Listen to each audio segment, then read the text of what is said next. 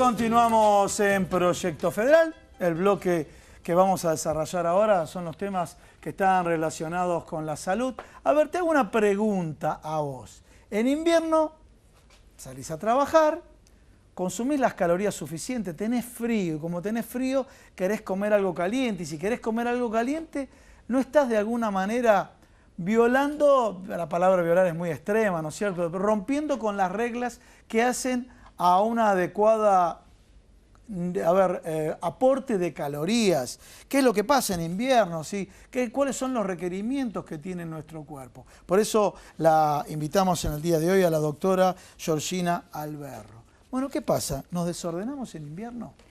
Sí, tenemos que tener en cuenta que nos acompañan muchos mitos y que estamos determinados por la cultura que nos rodea.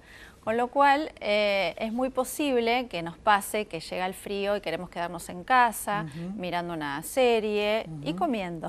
Bien. Y habitualmente los alimentos que se eligen no son los más saludables o los menos calóricos. Bien. Pero ahí vemos uno, mira, ahí vemos uno que sí. Pero te da una gana de comerlo, te digo. Que puede ser muy tentador, pero me imagino tentador. Que la cantidad de calorías que tiene es impresionante, ¿no? Sí, lo que pasa es que tenemos que distinguir entre platos calientes y platos calientes hipercalóricos, digamos, no es lo mismo, porque por ejemplo, una buena sopa de verduras casera nos da mucho calor y no necesariamente es hipercalórica, al contrario, digamos, nos puede ayudar a bajar de peso. Con lo cual, el hecho del frío y de calentarnos y consumir alimentos calientes no necesariamente tiene que venir de la mano de aumentar de peso. Bien. Entonces, tenemos que buscar otras opciones, como las verduras grilladas, al vapor, al horno. Hay millones de preparaciones que podemos hacer. Hasta postres, por ejemplo, unas ricas peras al vino podrían ser perfectamente un postre de invierno. ¿Peras al vino? Sí, claro. Y son para muy que la ricas. receta no la conocemos, ya vamos a Ya se las voy a pasar, Sí. ya se las voy a pasar. Y bueno, ¿por qué engordar? Además, Claro. no estamos en un país, por lo menos nosotros, bueno, en un país, en la capital, porque sí en el país puede haber temperaturas extremas, pero por ejemplo en la capital no las hay. Digamos, no son temperaturas muy bajas. Bueno, acá nos ven en todo el país, desde la Patagonia Bueno, hasta el norte. en la capital no. Posiblemente, y es así, bueno, en el sur del país, donde las temperaturas son distintas. Ahora, ¿no? ¿por qué tenemos esta costumbre, no? Generalmente, bueno, el verano es muy distinto porque cambiamos, obviamente, la alimentación. Sí. Está bien que tiene que ver y está relacionado con las temperaturas. Pero ¿por qué generalmente nosotros, cuando vamos a consumir las comidas calientes, terminamos optando siempre y sabiendo que estamos optando por eso que tiene un nivel de calorías elevado, porque lo sabemos? Podemos optar por la sopa y demás, que está bárbaro, está buenísimo y es lo ideal.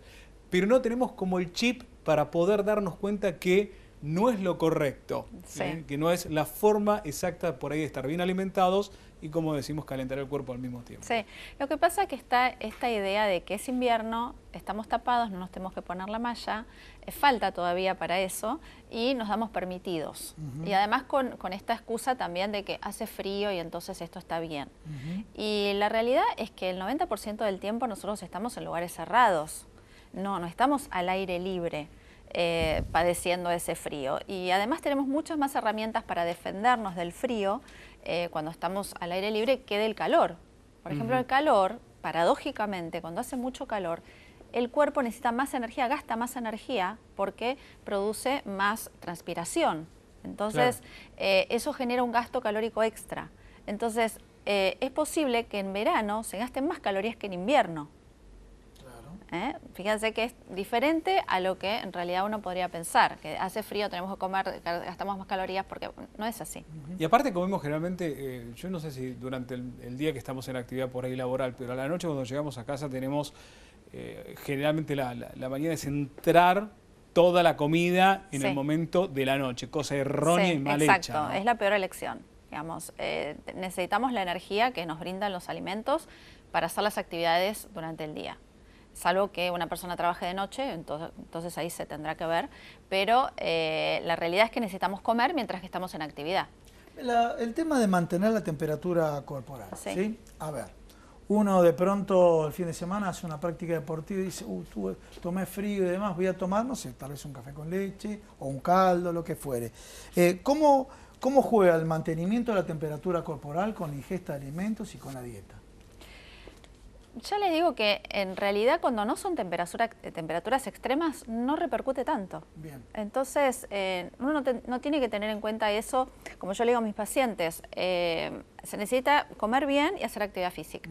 Si hago actividad física no implica que entonces puedo comer mal, porque el gasto que se genera por la actividad física es bajo. No es alto como uno piensa, lo puede recuperar rápidamente comiéndose una media luna. Y la actividad física es caminar, porque uno se camina cierta cantidad de minutos por día, le estás dando al cuerpo la actividad física necesaria, ¿no? Sí, una cosa es lo ideal y otra cosa es lo que podemos hacer. Yo siempre digo, bueno, hagan lo que puedan, pero hagan. Si no van a ir porque el gimnasio queda lejos, caminen. Si llueve y le va a dar fiaca salir o tienen frío, vayan a un gimnasio. Es otra cosa que pasa en invierno. La gente deja de salir a caminar o andar en bicicleta. Tiende a encerrarse, entonces se gasta menos calorías porque no se está haciendo actividad física y uno cuando se queda habitualmente tiende a comer. Cuando uno está en la casa, tiende a ver, ay, queda en la heladera, ay, bueno, y ya sabemos que las reuniones siempre son en torno a la comida y en general a una comida que no es la más saludable, que son hábitos que deberíamos cambiar. Después, ahora pasamos a la otra parte del estudio, después vamos a hablar de este tema de comer fuera de casa. Qué difícil es, porque yo te digo, es difícil comer, o sea, de hecho una nutricionista me hizo una dieta, pedía la ensalada que quería y no la tenían en el restaurante que iba y de pronto, bueno, lo difícil que es mantener la dieta, la alimentación saludable cuando comemos fuera de casa. Pero después, ¿te parece? ¿Cómo no? Pasamos acá a la otra parte del estudio porque nos acompaña el doctor Martín Monteverde. Vamos a hablar de hipertensión pulmonar, ¿no? Bueno, nosotros todavía sorprendidos con la tipificación de esta patología. ¿Es una rama de que viene de la hipertensión común o no tiene nada que ver? No, no está necesariamente relacionada con la hipertensión común. Si me dejan, les explico dos palabritas para que se entienda por qué esto está dividido. Todos tenemos el concepto que el corazón es el que bombea la sangre al cuerpo, ¿no es cierto? Yendo un poquito más específicos, el corazón tiene una parte izquierda, que es la que bombea efectivamente la sangre a los músculos, a las piernas, a los brazos, al cerebro, al cuerpo en general. Pero toda esa sangre que usa el oxígeno y vuelve, después la parte derecha del corazón es la que se encarga de llevarla a través de unas arterias a los pulmones. Y en los pulmones es donde se oxigena y se vuelve a repetir el ciclo este. Ahora, la presión arterial, esa que genera la parte izquierda, que es la que el médico le toma con el tensiómetro en el consultorio a los pacientes, es una tensión arterial normal de 120-80 milímetros de mercurio. Cuando la sangre vuelve y llega a la parte derecha de la circulación, esa presión es muchísimo más bajita, ¿sí? Si lo normal dijimos que la media 120-80 es más o menos 90, lo normal en esa parte del circuito es de 14 milímetros de mercurio, 6 veces menos. Y la parte derecha del corazón está preparada para trabajar así, con mucha menos presión. Bien. Ahora, cuando por algún motivo estas presiones de esta parte del circuito pulmonar aumentan, se generan problemas que pueden ser graves, ¿sí? Aclaro que esto no es una enfermedad, esto es una situación clínica que comparten varias enfermedades distintas y por eso la clasificación que vos comentabas.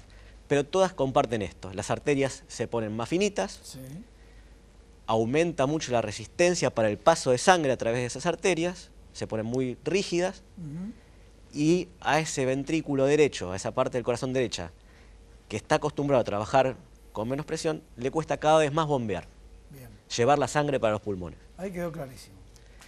Y como le cuesta cada vez más, al principio, ¿qué hace? Lo mismo que cuando uno levanta mucho peso, se pone más gordito, trata de hacer fuerza. Pero como todas las cosas tienen su límite y llega un punto en que no puede tolerar esas presiones, entonces empieza a debilitarse y a fallar. Y ese es el punto grave y final de este conjunto de enfermedades que comparten la hipertensión pulmonar y que puede ser potencialmente mortal. ¿Y qué se siente, por ejemplo, una persona, a ver, no sé, no fui al médico pero empiezo a tener cierta sintomatología, voy al médico y le digo, siento tal y tal cosa y el médico dice, me parece que estamos apuntando hacia una hipertensión pulmonar? Bueno, el mensaje más importante que podemos dejar para empezar el diagnóstico de la hipertensión pulmonar y en realidad de un montón de otras enfermedades, como primer síntoma es la falta de aire. Bien. Si La yo, disnea. la disnea, lo que los médicos llamamos la disnea. Si yo, normalmente una persona normal debería poder subir, supongamos, 4 pisos por la escalera sin detenerse, sin estar entrenado, quiero decir, una persona promedio. Farmacia. Y uno mismo se conoce y sabe que hace un tiempo lo hacía sin ningún problema y progresivamente siente que cada vez puede hacer menos actividad sin tener esta agitación que lo obliga a detenerse, esta falta de aire que lo obliga a detenerse. O sea, detenerse por falta de aire. Detenerse por falta de aire. También puede ser por fatiga No, pero algunos que pueden decir, muscular. bueno, me cansé, bueno, si no está entrenado no se cansó. Los dos síntomas son para prestar atención. Bien. Pero el que está más marcado en las enfermedades cardiopulmonares es la falta de aire. Es decir, estar agitado, sensación de ahogo cuando uno hace una actividad física. A todos nos pasa si hacemos una actividad física extrema, eso es normal. Pero cuando progresivamente la actividad física es cada vez menor y me veo obligado a limitarme cada vez más en mi actividad, eso no es normal.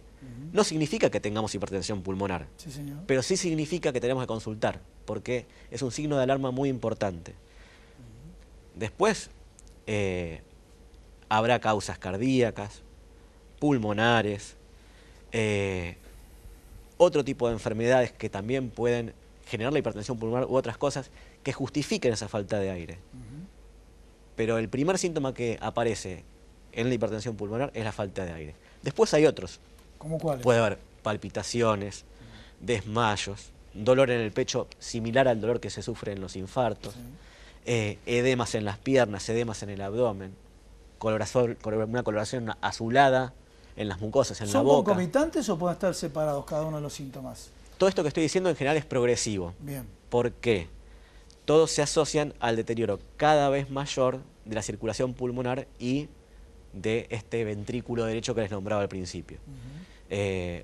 Lo primero es la disnea, después suelen aparecer edemas, pueden aparecer algún grado de palpitaciones, ya el dolor de pecho, los desmayos, son síntomas que en general se asocian a estadios más avanzados y graves de la enfermedad. ¿Hay alguna edad promedio donde se comienza o se puede comenzar a dar este tipo de patología, doctor? Bueno, globalmente la hipertensión pulmonar en general uno piensa en una población relativamente joven, a partir de los 30 años, supongamos. Pero quiero recalcar esto, la hipertensión pulmonar en realidad viene de distintos lados.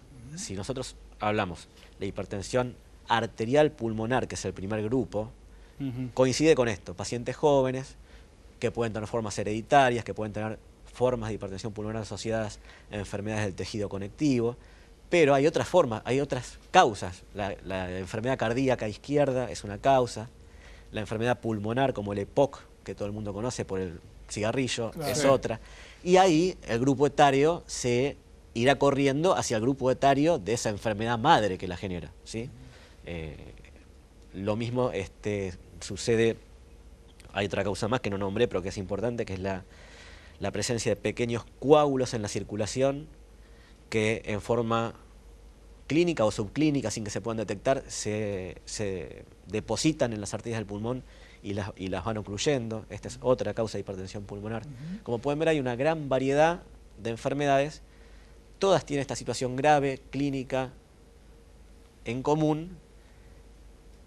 A todas les viene muy bien diagnosticarlas a tiempo, por eso la importancia de consultar con los síntomas. Y todas tienen tratamiento. Algunas se pueden curar, no todas, pero todas tienen un tratamiento que mejore francamente la calidad de vida del paciente. O sea, decíamos 30 años, a partir de ahí es cuando puede comenzar a generarse esta sumatoria de cuestiones que terminan en una hipertensión pulmonar, ¿no? Sí, sí, sí. Yo diría que no por ser joven un paciente debería subestimar la falta de aire ni ningún síntoma. Hay enfermedades graves cardiopulmonares que pueden ocurrir en población joven. Así que hay que consultar igual. Bien. Ya volvemos, ya volvemos. Bueno, volvemos con la doctora Georgina Alberro. Georgina, bueno, dijimos, comer fuera de casa, trabajar, ¿sí? que a veces no es amigo de conservar una dieta saludable. Bueno, a ver, consejos de la profesional. En principio es muy importante planificar, porque cuando nos encontramos el lunes que no tenemos nada para llevar a nuestro trabajo, hay que ver si podemos transportar comida, si tenemos heladera, cómo lo podemos refrigerar, etcétera. Pero tenemos que planificar y hacer las compras adecuadamente para toda la familia. Una de las cuestiones también fundamentales es no saltear comidas. Bien. Porque hay mucha gente que obviamente por ahí prefiere comer en la casa, entonces está todo el día tal vez tomando café y después llega a la noche a hacer la comida copiosa, que es lo que estamos hablando anteriormente, que no conviene. Entonces, si no tenemos posibilidades de transportar comida o de comprar alguna, digamos, algún plato saludable cerca de nuestro trabajo, es preferible ir comiendo algo, lácteos, frutas, siempre tratar de cada 2 o 3 horas ingerir algún alimento. Si podemos transportar es el mejor de los casos, una ensalada con algún elemento cárnico, digamos carne de pollo o fiambre o algún plato frío o atún, etcétera, que incluso ahora en invierno se puede acompañar con, por ejemplo, un sobrecito de sopa y entonces nos da calor para comer la ensalada. El sobre de sopa, ¿cuál es el que yo tengo? A ver, ¿qué tengo que aprender a leer? Este tiene alto contenido graso y este no lo tiene. A ver. Sí. A ver, te voy a hacer la pregunta que dicen allá atrás de la pantalla. No es un lenguaje académico. ¿Cuándo es un verso el tema de light o cuándo es real el tema de light? Lo que pasa que light no implica que sea bajo en grasas. Light es cuando hay alguna reducción de alguno de los componentes de ese alimento. Digamos, no necesariamente esa reducción es grasa. Por ejemplo, puede ser light porque es bajo en sodio. Claro. Entonces, en general, los que no dicen sin sal o sin sodio agregado, tienen mucho sodio los sobrecitos para sopa, digamos, para armar los instantáneos. En general, todos los alimentos tienen sodio. Hay algunos que tienen más y otros que tienen menos. Entonces, hay que tener cuidado. El sodio, Personas claro, el sodio, ¿por qué se te parece? 0 de tal cosa, 0 de tal cosa, 0, 0, pero por ahí sodio te parece 200. Claro, ¿no? bueno, sí, si bien, digamos, tenemos que contabilizar todo el sodio que consumimos a lo largo del día y obviamente mucho más en aquellas personas que tienen que controlar el sodio, ahí ya necesita una dieta específica, pero, digamos, algo importante es tratar de no agregar sal a las comidas, porque ya los alimentos tienen sodio. Entonces, y sobre todo los alimentos que ya están envasados, en fin, digamos, tienen, incluso el sodio sirve para conservar. Entonces, los alimentos todos tienen sodio. Necesitamos tratar de reducir lo que es otra de las situaciones importantes a la hora de comer bien. Gustavo decía, ¿no? Salimos a comer afuera, qué sé yo, nos distendemos. Lo primero que tenés delante tuyo es la famosa panera. Sí, la panera, sí, ahí está. Esa bendita y maldita panera, ¿no? Yo aprendí a decir no me traigan el pan, claro, por favor, pero a veces la tenés en la mesa inclusive, sí, ¿no? El problema de la panera no es del pan en sí, sino que es que se agrega a la comida. Claro, porque en realidad depende del tipo de pan, pero, por ejemplo, un pan tipo francés es un pan que no tiene grasas. Se hace con harina y agua. Hay que ver qué tipo de pan tenemos ahí. Si es un pan con semillas, si es un pan integral. Por ejemplo, los panes integrales tienen agregado de grasas y azúcares. O sea, el integral tiene más grasa que el pan. O sea, lo integral no es tan No bueno es eso de piensa. que muchas veces las mujeres dicen, ¡ay, un pancito negro! No. Sí, el pancito negro. El pancito negro, usted lo está confirmando, ¿no? El pancito negro es más peligroso que el blanco. Si el blanco, estamos hablando de un pan tipo francés, porque hay otros blancos que tienen ¿Cuáles son agregado otros de blancos grasa? que tienen grasa? Cualquiera de los otros que no son tipo francés, porque tienen agregados, por ejemplo, el pan árabe no es tan... digamos, tan inocente. Sí, y además hay otro tema, que el pan tiene agua y eso nos sirve porque el agua da saciedad. Y mucha gente le saca la miga y come la costra, y en la costra se redujo el agua, por eso es costra. Entonces, si uno comiera solo la costra, incorporaría más calorías que si comiera solo la miga. O sea, el tema de dejar la miga no es dieta. No, ¿sí? hay muchos tips que hay que ir aprendiendo. ¿Y tiene otro tip más? Sí, la verdad está tirando. Ya se me va a ir ocurriendo. No les voy a decir negro, todos el tema hoy. de la miga, todo. No, pero son cosas cotidianas que uno hace. Yo le pongo, voy a comer otra cosa y le saco el pan para que... Claro, no. Bueno, les voy a decir otro gran tip, que es este. No licuar la sopa. No licuar la sopa. ¿Por qué? Ni mixearla. ¿Por qué? Porque la digestión es mucho más rápida. Es al revés, digamos, de lo que nosotros necesitamos cuando queremos bajar de peso. A los pacientes míos, por ejemplo, que quieren aumentar de peso, les doy frutas licuadas, les doy sopas licuadas, pero no a los pacientes que quieren bajar de peso, porque en la medida que masticamos y que, digamos, pasa por ese otro proceso digestivo, se tarda más en digerir, entonces tenemos menos hambre, o por lo menos tenemos más tarde hambre. Entonces, claro, ojo con eso, porque mucha gente dice, me voy a mixear y bueno, hay muchas incluso propagandas e incentivos de todo mixeado y ponemos 500 frutas en una licuadora también. Y imagínense que incluso pasa con un jugo de frutas. Cuando uno come una fruta, por ejemplo la naranja, difícilmente coma 3 naranjas. Es muy difícil comer 3 naranjas. Sí, ahora, si vamos a hacer un jugo, muy fácil comemos 3 naranjas. Claro. Y el jugo es donde están las calorías. Y dentro de las carnes rojas, las magras son las más lógicas para consumir, ¿no? Sí, claro. Estamos hablando, dijo magras, estamos hablando de pollo. Bueno, si estamos hablando pechuga, de, exacto, estamos hablando de carnes rojas, el lomo, la nalga, el pelleto, esos son los cortes magros. ¿Y carnes blancas? Pechuga. Pechuga, más que patamur, exacto, más que ala. Sí, el ala es muy grasosa. ¿Y más pescado que las otras carnes? Sí, el pescado es fundamental y hay algo que es importante. La variedad tiene que estar, no es una cosa o la otra. Y de los pescados, ¿cuál es más grasoso y cuál es menos? El tema Por ejemplo, no es grasoso. El salmón, que gusta mucho con la onda sushi, gusta mucho el salmón. Exacto, pero ¿es grasoso el salmón? Sí, pero es grasoso, pero tiene grasas buenas. Entonces, ¿por qué lo vamos a sacar? La realidad es que tenemos que pensar en todo. Lo mismo que no podemos decir, bueno, todo se define por calorías. No, por calidad nutricional. Entonces, el salmón está muy bueno incorporarlo y es excelente fuente de nutrientes. Disculpa, para cerrar el tema porque casualmente uno del entorno, pero me imagino usted, aunque está carísimo ahora, pero dice, bueno, si hay crisis, porque hablamos de la situación económica, se cambiará la frecuencia. Si lo come una vez por mes, lo comerá cada 2 meses. Pero el tema del sushi, ¿es hipercalórico o no? ¿Cuál es su opinión? Depende del armado. Por ejemplo, el queso, digamos, que va, no quiero decir marcas, por eso no lo digo, pero bueno, el queso tipo Filadelfia es un queso grasoso. Bien. Digamos, el pescado con el arroz, bueno, no es tan calórico. No es tan calórico. Incluso hay sushi hecho de verduras, así que se puede comer perfectamente. O vienen paltas, verduras y pescado. Y diferentes tipos de pescado también, no solamente salmón. La salsa de soja también. La salsa de soja está perfecto, se puede usar. El problema es que tiene sodio, incluso la baja en sodio, la reducida en sodio. Digamos, entonces tiene que tener mucho cuidado la gente hipertensa. Bueno, pasamos al asadito de los argentinos. El asado. El domingo. El asado, a ver. Verduras grilladas, ¿qué tal? Muy bien, a mí me gustan las verduras a la parrilla, a mí me gustan las verduras a la parrilla, pero no a todos les gustan. Pero a ver, dentro de la distribución de las carnes, ¿el tema de la cocción influye o no con el tema de la ingesta de grasas? No, en general no. Bien. El tema es el corte de carne. ¿Por qué lo digo? Porque también hay mitos que si está más cocido y demás... No, la diferencia es mínima. Lo que sí necesitamos es elegir cortes de carne que sean magros. El corte del asado no es un corte magro.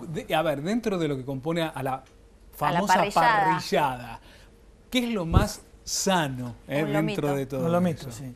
¿Y cuál sería, vamos a utilizar términos acá, que la gente de Córdoba que nos sigue, le mandamos saludos, que estuve la semana pasada, ¿qué es más asesino? ¿El chinchulín, la molleja? ¿Qué es lo más duro de asesino para la dieta, digo?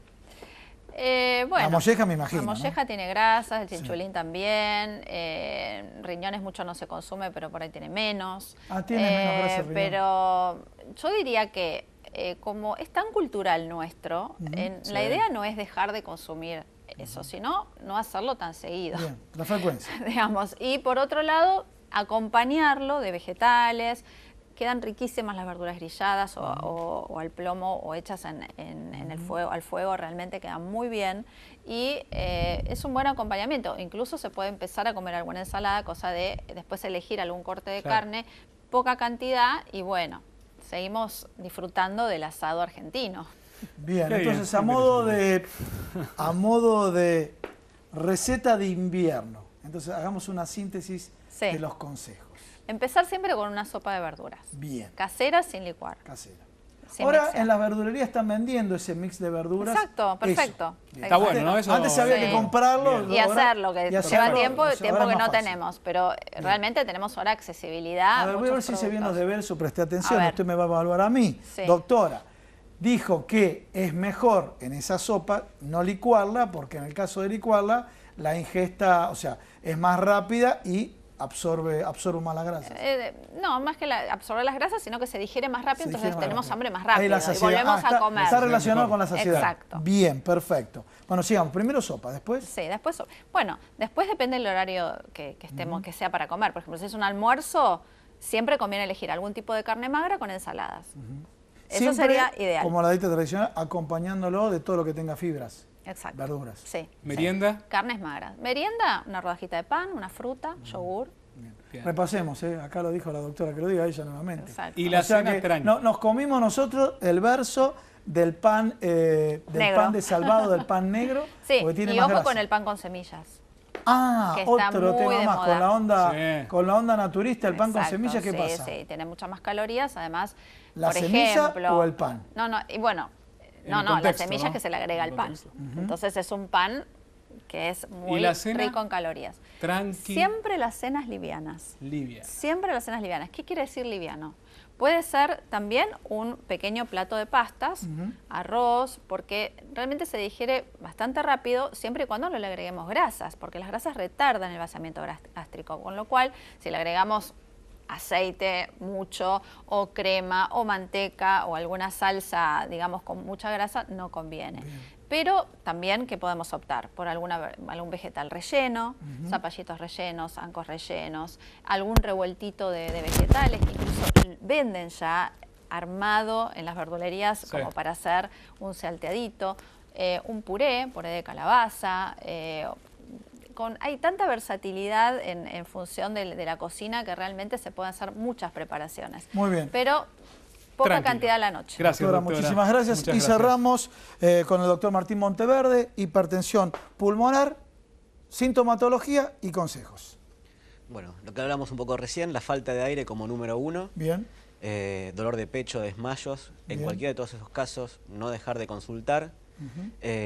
Consejos. Si tiene alguna enfermedad reumatológica, es importante hacer el testeo con una ecografía para buscar la hipertensión pulmonar. Para esa patología, ¿qué especialidad tienen que ir a visitar los pacientes? En general, lo que se recomienda en hipertensión pulmonar, más que ir a un especialista, es ir a alguno de los centros que tiene un conjunto, un grupo multidisciplinario de especialidades. En el Clínicas, que es donde trabajo yo, lo tenemos, y hay otros en el país que también lo hacen así, porque como dijimos que son muchas enfermedades que participan, lo bueno es trabajar todos en conjunto. Bien, ¿sí? perfecto. Y consejos para las personas que tienen diagnosticada la enfermedad son varios. El primero que yo quisiera destacar es en las mujeres en edad fértil. Los embarazos con hipertensión pulmonar pueden ser riesgosos. Puede el médico decir, mire, es mejor no planear un embarazo. Si sucede de todos modos, quizás o seguramente va a requerir controles muy especiales. Lo mismo que el uso de anticonceptivos orales en este tipo de pacientes pueden estar contraindicados. Y después hay determinadas situaciones, por ejemplo, la exposición a alturas elevadas, los viajes en avión, hay que tener cuidado, hay que recordar vacunarse, hay que tener un adecuado descanso. Eso no significa que uno tenga que dejar la actividad física, muy por el contrario, igual que en el resto de las patologías, la actividad física y mantener un buen estado muscular es muy positivo para la enfermedad.